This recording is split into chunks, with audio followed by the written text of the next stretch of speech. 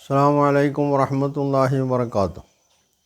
അൽഹംദുലില്ലാഹി വസ്സലാത്തു വസ്സലാമു അലാ റസൂലില്ലാഹ് വഅലാ ആലിഹി വസഹ്ബിഹി അൽ ഫായിസീന ബില്ലാഹി അമ്മാ ബഅദ്. സഹോദരങ്ങളെ, ഇനി സിഹ്ർ എന്ന സംഗതി ഇപ്പോൾ സൂറത്ത് മുഅവ്വിദത്തൈനിയെ സംബന്ധിച്ചുള്ള പരാമർശത്തിൽ ജബ്ബാറിന് കാര്യമായിട്ട് പറയാനുള്ള അതാ.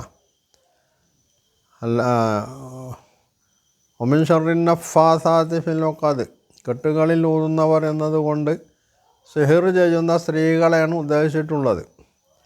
അതിന് ജബ്ബാറിന് ന്യായീകരിക്കാൻ പറ്റിയ ചില സംഗതികളുണ്ട്. നബി സല്ലല്ലാഹു അലൈഹി വസല്ലമയെ സിഹ്ർ ചെയ്തിട്ടുള്ള ലബീദ് ബിൻ അസം, അയാളുടെ പെൺകുട്ടികളെയാണ് അതിന് ഉപയോഗിച്ചതെന്നൊക്കെ ചരിത്രത്തിൽ രേഖപ്പെട്ട് വന്നിട്ടുണ്ട് എന്നുള്ളതാണ് അതിന് കാരണം. പക്ഷെ ഇവിടെ ജബ്ബാർ ആളുകളെ തെറ്റിദ്ധരിപ്പിക്കാൻ ശ്രമിക്കുന്ന ഒരു സംഗതി, അതിൽ തന്നെ ജബ്ബാർ ആശ്രയിച്ചിട്ടുള്ളത് വളരെ ദുർബലമായിട്ടുള്ള, പ്രാമാണികമായിട്ടുള്ള യാതൊരു ഗ്രന്ഥങ്ങളിലും രേഖപ്പെട്ട് വന്നിട്ടില്ലാത്ത ചില ഹദീസ് എന്ന പേരിൽ വന്നിട്ടുള്ള ചില സംഗതികളാണ്. അതിൽ നിന്ന് എടുത്തിട്ടുള്ളതാണ് നബി സല്ലല്ലാഹു അലൈഹി വസല്ലമക്ക് ഇങ്ങനെ സിഹ്ർ ബാധിച്ചു. ആ സിഹ്ർ ബാധിച്ചു എന്നതല്ല, ബാധിച്ചതിൻ്റെ പേരിൽ നബി സല്ലല്ലാഹു അലൈഹി വസല്ലമയുടെ മുടി പോലും കൊഴിഞ്ഞു പോയി എന്ന് കാണിക്കുന്നൊരു ഒരു പരാമർശമുണ്ട് ഒരു ഹദീസിൽ. അങ്ങനെ ഒരു ഹദീസ് ഉണ്ടെന്നുള്ളത് ശരിയാണ്. പക്ഷേ ഇതൊക്കെ ബുഖാരിയും മുസ്ലിമും ഒക്കെ റിപ്പോർട്ട് ചെയ്തു എന്ന് തോന്നിപ്പിക്കുന്ന വിധത്തിലാണ് ജബ്ബാറിൻ്റെ പരാമർശമുള്ളത്. യഥാർത്ഥത്തിൽ ബുഖാരിയിലോ മുസ്ലിമിലോ ഒന്നും അങ്ങനെ ഒരു പ്രയോഗം തന്നെയല്ല. നസറ ഷഅറുഹു, നബി സല്ലല്ലാഹു അലൈഹി വസല്ലമയുടെ തലമുടി അത് ഓരോന്നും ഇങ്ങനെ നസറ, അതൊക്കെ പറഞ്ഞു പോയി എന്നുള്ള രീതിയിലാണ് അതിന് പരാമർശം വന്നിട്ടുള്ളത്. ആകെയിൽ ബുഖാരി മുസ്ലിം ഇതിലൊക്കെ ഉള്ള ഹദീസിലൊക്കെ ഉള്ള പിന്നെ പരാമർശം എന്താണ്? നബി സല്ലല്ലാഹു അലൈഹി വസല്ലമക്ക് കുറച്ച് ദിവസം അസ്വാസ്ഥ്യം ഉണ്ടായിരുന്നു. നബി സല്ലല്ലാഹു അലൈഹി വസല്ലമ ഒരു കാര്യം ചെയ്തിട്ടില്ലാണ്ടാവില്ല, അത് ചെയ്തു എന്ന് തോന്നും, ചെയ്ത കാര്യം ചെയ്തില്ല എന്ന് തോന്നും, ഇങ്ങനെ ഒരു അസ്വാസ്ഥ്യം. അപ്പോൾ ഇങ്ങനെ ഒന്ന് സംഭവിക്കാമോ എന്നതാണ് പിന്നുള്ള പ്രശ്നം. ഇതിനാണ് അന്ധവിശ്വാസമായിട്ട് ജബ്ബാർ പറഞ്ഞിട്ടുള്ളത്. ഇവിടെ സിഹ്ർ എന്ന് പറഞ്ഞാൽ എന്താണ് എന്നതും ഈ കൂട്ടത്തിൽ നമുക്ക് ചർച്ച ചെയ്യാവുന്ന ഒരു സംഗതിയാണ്. സിഹ്ർ എന്ന് പറയുന്നത് അതിന് പല ഇനങ്ങളുമുണ്ട്. അതിലൊന്നാണ് കൂടോത്രം.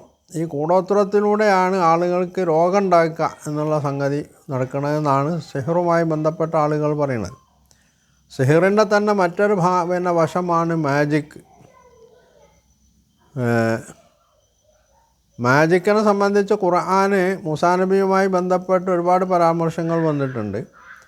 ഈ മാജിക്ക് എന്ന സിഹ്ർ, ഈ സിഹ്ർ ഫലിക്കാത്ത ഒരു മനുഷ്യനും യഥാർത്ഥത്തിലില്ല എന്നുള്ളതാണ്. പക്ഷേ അവിടെ ആ സിഹ്റിൻ്റെ രംഗത്ത് അയാൾ ഉണ്ടാവണം എന്ന് മാത്രമേ ഉള്ളൂ. അത് ഏത് വിശ്വാസിയും ദൈവനിഷേധിയും ആ സിഹ്റിൻ്റെ വലയത്തിൽ പെടും. ഇപ്പോൾ മൂസാ നബി അലൈഹി സ്വലാമിനെ സംബന്ധിച്ച് ഉള്ള വിശുദ്ധ ഖുർആൻ്റെ പരാമർശം എന്താണ്? ഫൗജസ ഫീ നഫ്സിഹി ഖീഫത്തം മൂസ. എതിരാളികളായിട്ടുള്ള സാഹിറുമാർ, ജാലവിദ്യക്കാർ അവരുടെ വടിയും കയറുമൊക്കെ നിലത്തിട്ടപ്പോൾ അത് പാമ്പും തേളുമൊക്കെ ആയിട്ട് ഓടി നടക്കുന്നു എന്ന ഒരു തോന്നൽ മൂസാ നബിക്കുണ്ടായി. മാത്രമല്ല, തോന്നലിൻ്റെ പേരിൽ അദ്ദേഹത്തിന് അല്പം ഉൾക്കിടലും ഉണ്ടായിട്ടുണ്ട് എന്നാണ് ഖുർആൻ പറഞ്ഞത്. എന്ന് പറഞ്ഞാൽ അള്ളാഹുവിൽ പൂർണ്ണമായിട്ട് വിശ്വാസമുള്ള, ഇതൊക്കെ തീർത്തും ജാലവിദ്യയാണ്, ഒരു യാഥാർത്ഥ്യം അതിനില്ല എന്ന് ബോധ്യമുള്ളപ്പോൾ തന്നെയാണ് മനുഷ്യൻ ഇതിൻ്റെ വലയത്തിൽ പെട്ടുപോണത്. തൽക്കാലത്തേക്കെങ്കിലും അതിൻ്റെ വലയത്തിൽ പെടാത്തൊരു മനുഷ്യനും ആ രംഗത്ത് നിന്ന് അവർക്ക് രക്ഷപ്പെടാൻ കഴിയില്ലാന്നുള്ളതാണ്. ഇത് സിഹ്റിൻ്റെ ഒരു ഇനാണ്. അതേപോലെ തന്നെയാണ് ഹിപ്നോട്ടിസം. ഹിപ്നോട്ടിസം എന്ന് പറഞ്ഞത് സിഹ്റിൻ്റെ മറ്റൊരിനാണ്. ഇവിടെ ഒന്നും യഥാർത്ഥത്തിൽ നേർക്കുനേരെ മനുഷ്യരെ ശരീരവുമായി ബന്ധപ്പെട്ട് ഇത് ചെയ്യുന്ന ആളുകൾ തങ്ങളുടെ കാണികളെയോ അല്ലെങ്കിൽ ഇതിന് വിധേയനാവുന്ന ആളുകളുടെയോ ഒന്നും ശരീരത്തിൽ സ്പർശിക്കുക പോലും ചെയ്യുന്നില്ല. അവരുടെ കൺമുമ്പിൽ വച്ച് അല്ലെങ്കിൽ അവരെ മുന്നിൽ നിർത്തിക്കൊണ്ട് ഇരുത്തിക്കൊണ്ടൊക്കെ ഈ സംഗതികൾ അവർ ചെയ്യുന്നു. അങ്ങനെ ഈ ആളുകൾ ആരെയാണോ ഇവർ സിഹ്ർ ഈ രീതിയിൽ സിഹ്റിൻ്റെ അധീനതയിൽ കൊണ്ടുവരാൻ ഉദ്ദേശിക്കുന്നത്, അവർ അതിന് അധീനപ്പെടുന്നു എന്നുള്ളതാണ്.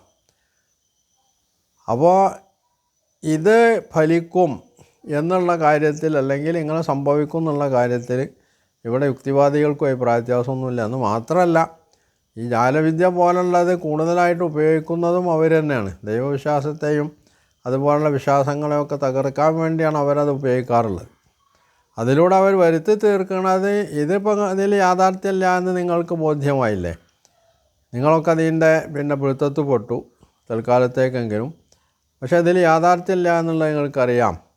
എന്നതുപോലെ തന്നെയാണ് ദൈവവിശ്വാസം എന്ന് പറഞ്ഞാൽ, അല്ലെങ്കിൽ ദൈവത്തിൻ്റെ പേരിൽ സമർപ്പിക്കപ്പെടുന്ന മതവിശ്വാസികൾ പ്രചരിപ്പിക്കുന്ന ചില അമാനുഷികമായിട്ടുള്ള സംഗതികളൊക്കെ ഇങ്ങനെയാണ് എന്ന് വരുത്തി തീർക്കാനാണ് അവർ ഈ സിഹിർ, ഈ ഹിപ്നോട്ടിസവും അതുപോലുള്ള ജാലവിദ്യയൊക്കെ ഉപയോഗിക്കുന്നത്. അപ്പോൾ ഇത് നേർക്കുനേരെ മനുഷ്യനുമായിട്ട് യാതൊരു ശാരീരിക ബന്ധവും പുലർത്താതെ ഇത് സംഭവിക്കുന്നുണ്ടെങ്കിൽ പണ്ഡിതന്മാർ കൂടോത്രം ഫലിക്കുകയില്ല എന്നുള്ളത് ഇസ്ലാമിക പണ്ഡിതന്മാരെന്ന് മാത്രമല്ല മറ്റ് മതത്തിലുള്ള പണ്ഡിതന്മാരും ചർച്ച ചെയ്യുകയും അംഗീകരിക്കുകയും ചെയ്യുന്ന ഒരു സംഗതിയാണ്. അപ്പോൾ ഈ മറ്റേ സിഹിറൊക്കെ ഫലിക്കുമെങ്കിൽ എന്തുകൊണ്ട് ഇത് ഫലിക്കാൻ സാധ്യതയില്ല എന്ന് തീർത്ത് തള്ളിപ്പറയാൽ എങ്ങനെയാണ്? അങ്ങനെയും നമ്മൾ ആലോചിക്കേണ്ടതുണ്ടല്ലോ. എന്ന് മാത്രമല്ല, ചില ആളുകൾക്കെങ്കിലും അത് അനുഭവപ്പെടുന്നതായിട്ട് അവർ പറയുന്നുണ്ട്. അതിന് ചികിത്സിച്ചതിൻ്റെ പേരിൽ സുഖപ്പെട്ടതായിട്ടും അവർ പറയുന്നുണ്ട്. അപ്പോൾ അവിടെ എന്തോ ചില സംഭവങ്ങൾ സംഭവിക്കുന്നുണ്ട്. അത് പക്ഷേ എല്ലാവർക്കും എല്ലാ സമയത്തും ബാധിച്ചു കൊള്ളണമെന്നില്ല എന്ന് മാത്രമേ ഉള്ളൂ. എന്തായിരുന്നാലും എന്തോ ചിലത് സംഭവിക്കുന്നുണ്ട് എന്ന് പറയേണ്ടി വരും. പിന്നെ ഇതുമായി ബന്ധപ്പെട്ട് ജബ്ബാർ പറയുന്നൊരു സംഗതി ഉണ്ട്. ഇവിടെ നബി സല്ലല്ലാഹു അലൈഹി വസല്ലമക്ക് സിഹർ ചെയ്തു ലബീദ് എന്നത് അത് നബി സല്ലല്ലാഹു അലൈഹി വസല്ലമയെ ദ്രോഹിക്കാൻ വേണ്ടിയോ നബിക്കെന്തെങ്കിലും രോഗം വരുത്താൻ വേണ്ടിയോ ചെയ്തിട്ടുള്ളതല്ല. അത് നബി സല്ലല്ലാഹു അലൈഹി വസല്ലമയിൽ നിന്ന് ആയിഷയെ, പ്രായപൂർത്തിയെത്താത്ത ആ ചെറിയ പെൺകുട്ടിയെ രക്ഷിക്കാൻ വേണ്ടി ലബീദ് ചെയ്തിട്ടുള്ളതാണ്. അതുകൊണ്ട് ലബീദിന് ഒരു സമ്മാനം കൊടുക്കണം എന്നാണ് ജബ്ബാർ പറയുന്നത്. അപ്പോൾ ജബ്ബാർ ഏറ്റവും കൂടുതൽ ആഗ്രഹിക്കുന്ന, ഇഷ്ടപ്പെടുന്ന സംഗതിയാണെന്ന് ലബീദ് ജീവിച്ചിരിപ്പുണ്ടായിരുന്നെങ്കിൽ ആ ലബീദിന് സമ്മാനം കൊടുക്കണം എന്നുള്ളത്. അത് നോബൽ സമ്മാനം എന്ന് ജബ്ബാർ പറയാതിരുന്നത് എന്തോ ജബ്ബാറിൻ്റെ ബുദ്ധിമോശം കൊണ്ടായിരിക്കും എന്നാണ് നമ്മൾ മനസ്സിലാക്കുന്നത്. അല്ലെങ്കിൽ അയാൾ പറയേണ്ടതായിരുന്നു, അയാൾക്ക് അങ്ങനെയുള്ള സമ്മാനമാണ് കൊടുക്കേണ്ടതെന്ന്. എന്തായിരുന്നാലും ജബ്ബാറിന് ഇഷ്ടപ്പെട്ട ആളാണ് ലബീദ്. കാരണം നബി സല്ലല്ലാഹു അലൈഹി വസല്ലമയുടെ ശത്രുവാണല്ലോ. മാത്രമല്ല, ആയിഷയുമായിട്ടുള്ള നബി സല്ലല്ലാഹു അലൈഹി വസല്ലമയുടെ വിവാഹത്തെ യഥാർത്ഥത്തിൽ ഇതിലേക്ക് വലിച്ചേക്കേണ്ട യാതൊരു കാര്യമില്ല. ആയിഷയും നബി സല്ലല്ലാഹു അലൈഹി വസല്ലമയും തമ്മിലുള്ള വിവാഹം ജബ്ബാറിന് പൊള്ളേണ്ട കാര്യമല്ല. കാരണം നൂറുകണക്കിന് വർഷങ്ങൾക്കപ്പുറം സംഭവിച്ചിട്ടുള്ള സംഭവം അന്നത്തെ സാഹചര്യത്തിൽ അന്നത്തെ ജനങ്ങളുടെ മാനസികാവസ്ഥയും അവരുടെ നാട്ടിലെ സമ്പ്രദായം, അവരുടെ എന്നല്ല ലോകത്ത് ആ കാലഘട്ടത്തിൽ എന്നല്ല അടുത്ത നൂറ്റാണ്ട് വരെ ലോകത്തിൽ ഉണ്ടായിരുന്ന വൈവാഹികമായിട്ടുള്ള സമീപനങ്ങൾ എന്തായിരുന്നു എന്നുള്ളത് നമുക്കറിയാവുന്ന സംഗതിയാണ്. അപ്പോൾ ജബ്ബാറിൻ്റെ വിവാഹം പോലും ജബ്ബാർ കെട്ടിയ പെണ്ണിനെ ജബ്ബാർ കെട്ടിയിട്ടുള്ളത് ആ പെണ്ണിന് 18 വയസ്സായതിൻ്റെ ശേഷം ആവാൻ ഒരു സാധ്യതയില്ല. അതിന് മുമ്പായിരിക്കാനേ സാധ്യതയുള്ളൂ. ഇനി ജബ്ബാറിൻ്റെ അമ്മേനെയും ബാപ്പനെയും എന്നെ പറ്റി പരിശോധിച്ചാൽ അവർ അത്രയും വയസ്സിൻ്റെ മുമ്പ് വിവാഹിതരായിട്ടുണ്ടാവും. അപ്പോൾ ഇതൊക്കെ ഓരോ കാലഘട്ടത്തിൽ നടക്കുന്ന സംഗതിയാണ്. അവിടെ ഒരിക്കലും ഇസ്ലാം ഈ ശൈശവ വിവാഹം പ്രോത്സാഹിപ്പിച്ചിട്ടില്ല. നിങ്ങൾ ഏത് പെൺകുട്ടിയെയും ഏത് വയസ്സിലും നിങ്ങൾ വിവാഹം ചെയ്യണം എന്ന് ഇസ്ലാം നിർദ്ദേശിച്ചിട്ടില്ല. പക്ഷെ അത് ഇസ്ലാം തടഞ്ഞിട്ടില്ല എന്നതൊരു വസ്തുതയാണ്. കാരണം വിവാഹം എന്നത് ഓരോ പ്രദേശത്തും അവിടുത്തെ ആളുകളുമായി ബന്ധപ്പെട്ട് അവർ തീരുമാനിക്കുന്നൊരു കാര്യമാണ്. അത് ആളുകൾക്ക് ആണിനും പെണ്ണിനും യോജിക്കാൻ, കുടുംബക്കാർക്ക് യോജിക്കാൻ കഴിയുമല്ല മാത്രമാണ് വൈവാഹിക ജീവിതത്തിൽ പലപ്പോഴും ചിന്തിക്കാറുള്ളത്, ശ്രദ്ധിക്കാറുള്ളത്. അത് യോജിക്കാൻ കഴിയുമെന്ന് പറഞ്ഞാൽ അവിടെ പലപ്പോഴും വയസ്സ് നോക്കാറില്ല. ഇപ്പോൾ അടുത്ത കാലത്താണ് ഗവൺമെൻറ്റുകൾ ഈ വിവാഹത്തിന് പ്രായപരിധിയൊക്കെ നിശ്ചയിക്കാൻ തുടങ്ങിയിട്ടുള്ളത്. അപ്പോൾ അത് ആളുകൾ അംഗീകരിക്കുകയും ചെയ്യുന്നുണ്ട്. ഇവിടെ നബി സല്ലല്ലാഹു അലൈഹി വസല്ലമയും ആയിഷയുമാണല്ലോ യഥാർത്ഥത്തിൽ വിവാഹ ജീവിതത്തിൽ ഏർപ്പെട്ടിട്ടുള്ളത്. നബി സല്ലല്ലാഹു അലൈഹി വസല്ലമക്ക് ആയിഷ റളിയല്ലാഹു അൻഹയെ വിവാഹം ചെയ്തു കൊടുത്തിട്ടുള്ളത് ആയിഷ റളിയല്ലാഹു അൻഹയുടെ പിതാവ് അബൂബക്കർ റളിയല്ലാഹു അൻഹുവാണ്. അവർക്ക് ഇതിൽ യാതൊരു അപരാധിയുമില്ല. അവർ സസന്തോഷം സ്വീകരിച്ചു പോന്നിട്ടുള്ള നബി സല്ലല്ലാഹു അലൈഹി വസല്ലമയുടെ മരണം വരെ ആയിഷയ്ക്ക് ഒരു പരാതി നബി സല്ലല്ലാഹു അലൈഹി വസല്ലമയെ സംബന്ധിച്ചുണ്ടായിരുന്നില്ല എന്ന് മാത്രമല്ല, ജീവിതാന്ത്യം വരെ ആയിഷ റളിയല്ലാഹു അൻഹ നബി സല്ലല്ലാഹു അലൈഹി വസല്ലമയെ വളരെ ആദരവോടും ബഹുമാനത്തോടും കൂടി തന്നെയാണ് ആ വൈവാഹിക ജീവിതത്തിൻ്റെ നന്മകൾ അനുസ്മരിച്ചുകൊണ്ടാണ് ആയിഷ റളിയല്ലാഹു അൻഹ ജീവിച്ചു പോന്നിട്ടുള്ളത് പോലും. ഇനി അതിനും പുറമെ ആയിഷ റളിയല്ലാഹു അൻഹയെ നബി സല്ലല്ലാഹു അലൈഹി വസല്ലമ വിവാഹം ചെയ്യുന്നതിന് മുമ്പ്, അല്ലെങ്കിൽ നബിക്ക് വേണ്ടി ആയിഷയെ വിവാഹാലോചന നടത്തുന്നതിന് മുമ്പ് മക്കയിലെ ഇസ്ലാമിൻ്റെ തന്നെ ശത്രുവായിരുന്ന മുത്തഇം ബിൻ അദിയിൻ്റെ മകന് വേണ്ടി ആലോചന നടത്തിയിരുന്നു എന്നുള്ളതാണ്. അതുകൊണ്ട് തന്നെ നബി സല്ലല്ലാഹു അലൈഹി വസല്ലമയ്ക്ക് വേണ്ടി ആയിഷയെ വിവാഹാലോചന നടത്തിയ സമയത്ത് അബൂബക്കർ റളിയല്ലാഹു അൻഹു പിന്നെ പറഞ്ഞിട്ടുള്ള മറുപടി എന്താണ്? ഈ നബി സല്ലല്ലാഹു അലൈഹി വസല്ലമയുടെ ആലോചനയ്ക്ക് അനുകൂലമായിട്ട് മറുപടി പറയണമെങ്കിൽ അതിൻ്റെ മുമ്പ് നേരത്തെ ഒരു ആലോചന വന്നിട്ടുണ്ട്, അതിൻ്റെ തീരുമാനമാവണമെന്നാണ്. അങ്ങനെ അബൂബക്കർ റളിയല്ലാഹു അൻഹു മുത്തഇം ബിൻ അദീജിൻ്റെ വീടുമായി ബന്ധപ്പെട്ടപ്പോൾ അദ്ദേഹത്തിൻ്റെ ഭാര്യ അബൂബക്കർ റളിയല്ലാഹു അൻഹുവിനോട് പറഞ്ഞത്, താങ്കളുടെ മകളെ എൻ്റെ മകനോട് വിവാഹം ചെയ്യിച്ചാൽ എൻ്റെ മകനെ നിങ്ങൾ ഇസ്ലാമിലേക്ക് കൊണ്ടുപോകും. അതുകൊണ്ട് എൻ്റെ മകനെ ഇസ്ലാമിലേക്ക് കൊണ്ടുപോകാൻ ഞാനൊരിക്കലും സമ്മതിക്കൂല. അതുകൊണ്ട് താങ്കളുടെ മകളെ എൻ്റെ മകന് കെട്ടിച്ചു കൊടുക്കേണ്ടതില്ല അത് എന്നാണ് മുത്തഇം ബിൻ അദീജിൻ്റെ ഭാര്യ അബൂബക്കർ റളിയല്ലാഹു അൻഹുവിനോട് പറയുന്നത്. അതിന് ശേഷമാണ് ആയിഷ റളിയല്ലാഹു അൻഹയെ നബി സല്ലല്ലാഹു അലൈഹി വസല്ലമ വിവാഹം ചെയ്യണതും അബൂബക്കർ റളിയല്ലാഹു അൻഹു നബി സല്ലല്ലാഹു അലൈഹി വസല്ലമക്ക് വിവാഹം ചെയ്തു കൊടുക്കുന്നതും.